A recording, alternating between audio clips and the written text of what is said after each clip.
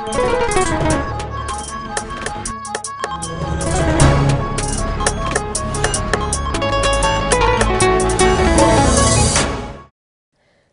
avez choisi de suivre ORTM2 et vous avez bien fait. Mesdames et messieurs, bonsoir et bienvenue. Afin de jouer sa partition dans la lutte contre l'insalubrité, l'association Espoir pour tous a organisé une conférence débat. L'événement a réuni les représentants de plusieurs associations venus partager leurs expériences et propositions. Abisso pour le reportage. Comme de nombreux pays, le Mali est confronté de nos jours aux effets néfastes de la détérioration de l'environnement. Parmi les conséquences les plus visibles, l'insalubrité, un fléau qui affecte de nombreuses localités à travers les pays.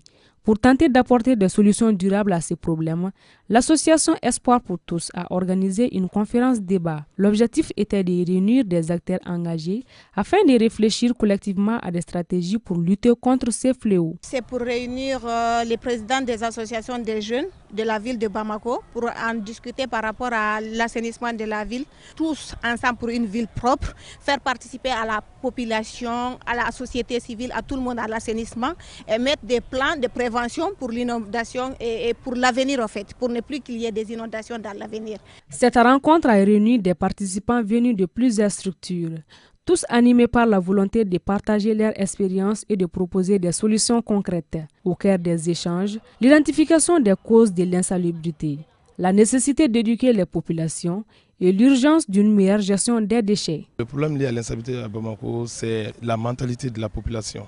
La plupart des gens pensent que il n'y a pas de suivi. Donc l'État a baissé les bras, donc eux aussi ils peuvent faire ce que bon leur semble. Donc la plupart des gens, je pense qu'ils ne sont pas du tout responsabilisés par rapport à ce problème-là. L'hygiène et l'assainissement sont des éléments clés dans la prévention des maladies. Une initiative que le président de l'association des patriotes pour la renaissance et le progrès encourage fortement. Si on pouvait, nous les jeunes, se regrouper de temps en temps pour faire ce genre de travail, je pense que ce sera très bien pour nous la jeunesse. Une chose est sûre, le combat contre l'insalubrité nécessite l'implication de tous. Et l'association Espoir pour tous entend bien continuer à jouer sa partition. La 5e édition des Journées culturelles des logements sociaux s'est tenue sur le terrain de football des 1008 logements en commune 6 du district de Bamako. Une ambiance festive, créative et engagée a marqué cette journée placée sous le thème art et environnement. Nous retrouvons Abisso pour les détails. Née de l'initiative des jeunes résidents des 1008 logements sociaux de Bamako, la journée culturelle des logements sociaux s'impose aujourd'hui comme un rendez-vous incontournable de la vie communautaire et artistique du quartier. L'objectif est de favoriser les brassages culturels et renforcer les liens entre les jeunes du quartier. Pour cette 5e édition, l'événement prend une dimension particulière, célébrant à la fois les 10 ans de l'association Street Movie et les 21 ans d'existence des logements sociaux. Donc ils ont eu l'initiative de faire ça pour créer, c'est pas un thème chaque an, ça dépend de l'année. Ils choisissent des thèmes en fonction de l'état du pays. Voilà, donc on a commencé à les soutenir dès le début. Ça fait une 5e activité comme ça, une 5e année que Street Movie nous organise ça. Et heureusement, cette année, le thème est basé sur la culture et l'environnement. L'association Street Movie est active dans le domaine culturel, particulièrement dans l'orientation artistique des jeunes et à la promotion de l'entrepreneuriat culturel. La journée culturelle, c'est comme un mini-festival que nous initions chaque année aux logements sociaux.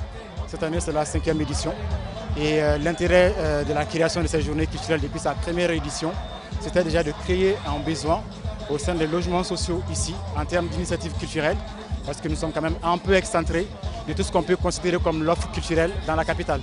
Donc créer un besoin, permettre aux jeunes des logements sociaux ici d'avoir des initiatives culturelles comme ça qui les permettent de se réunir, de s'amuser, de s'éduquer et de s'informer surtout. Quand on parle de développement social et culturel, surtout des 1008 des logements sociaux, c'était tout à fait naturel pour moi parce que ça parle aussi de l'éducation des jeunes, ça parle de l'aide et du développement des femmes et des jeunes filles. Donc immédiatement, je me suis sentie impliquée. Les journées culturelles des logements sociaux proposeront des programmes riches et diversifiés. Une initiative que les maires délégués de la mairie de la commune 6 encouragent fortement. Cette jeunesse-là s'aligne sur la vision, n'est-ce pas, de nos autorités. Et la mairie de la commune 6, n'est-ce pas, suit effectivement cette activité de très près, puisqu'elle s'inscrit dans le cadre de notre vision également, notamment dans notre PDSEC. Donc nous avons accordé une place importante quant à la culture, à sa promotion dans tous nos quartiers. Donc voilà un peu moi mes impressions. Je suis très content, très ravi de l'organisation de cette journée. Pour rappel, les organisateurs ont mis l'édition 2025 dans le cadre de l'année de la culture. Même manière pour ces jeunes de contribuer au rayonnement culturel voulu par le président de la transition cette année. Le collectif des femmes engagées pour la promotion de la famille et de l'enfant a organisé ce samedi une festivité à l'honneur des femmes de Bangoni Djanginebuku. C'est en commune 1 du district de Bamako. L'objectif est de magnifier les femmes tout en mettant l'accent sur leurs efforts. Fatmata Touré était présente pour ORTM2 suivant son reportage. Les femmes sont l'incarnation du courage, de l'espoir et de la vie. C'est dans cette dynamique que le collectif des femmes engagées pour la promotion de la famille et de l'enfant a initié cette activité dédiée aux femmes de Bangoni Djanginebuku.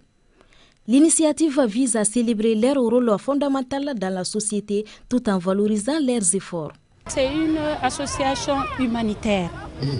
Nous, on est là pour aider les femmes. Pour les aider à faire le commerce, pour faire les fourrages et beaucoup de choses. La marraine de l'événement a exprimé toute sa satisfaction envers cette initiative du collectif des femmes engagées en faveur de leur épanouissement en général et celle de Bangoni Djanginebuku en particulier. On est là pour fêter le 8 mars dans la cohésion. Donc j'en suis très heureuse d'être la marraine de cette journée. Je demande à toutes les femmes d'être braves comme notre présidente. C'est quelqu'un qui est très brave. Donc je leur demande toujours de se tenir la main, d'être ensemble, de tenir la main et de travailler ensemble. Au dire des organisateurs, l'autonomisation des femmes constitue un développement durable et harmonieux de la communauté. À noter que le thème de cette deuxième édition est placé sous le signe de la paix et de la cohésion sociale. La cérémonie a pris fin par des remises d'attestations de reconnaissance. Un mot de sport à présent avec la tenue de la 6e édition du tournoi de football initié par l'Association citoyenne pour le développement de Chikoro Surakabuku. Elle a opposé l'équipe Force One à l'équipe Pharmacie et s'est soldée par la victoire 1-0 de l'équipe Pharmacie. Cette compétition rentre dans le cadre d'une série d'activités à laquelle s'activent depuis 6 ans les membres de l'association et c'est là en faveur de leur quartier. Et retour sur les temps forts de cette finale, c'est avec notre reporter Ibrahima Souri Traoré.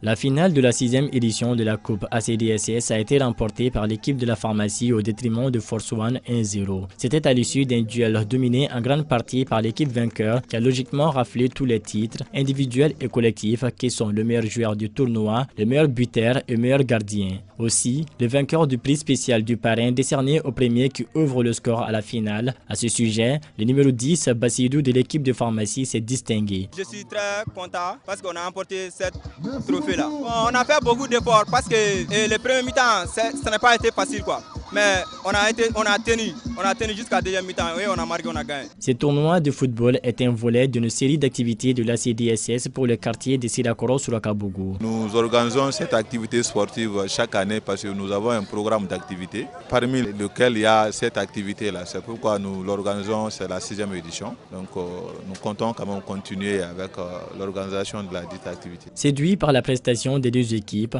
le président de la jeunesse du quartier n'a pas caché sa grande satisfaction. Les deux équipes sont engagées engagées. Nous souhaitons que ça profite à notre jeunesse, parce que l'objectif même de ces coupes, c'est ça, c'est de pouvoir détecter les talents, afin de pouvoir les accompagner pour servir notre commune, pour servir notre quartier, pour servir le Mali. Cette année, c'est l'équipe de la pharmacie qui monte sur la plus haute marche du podium pour la première fois.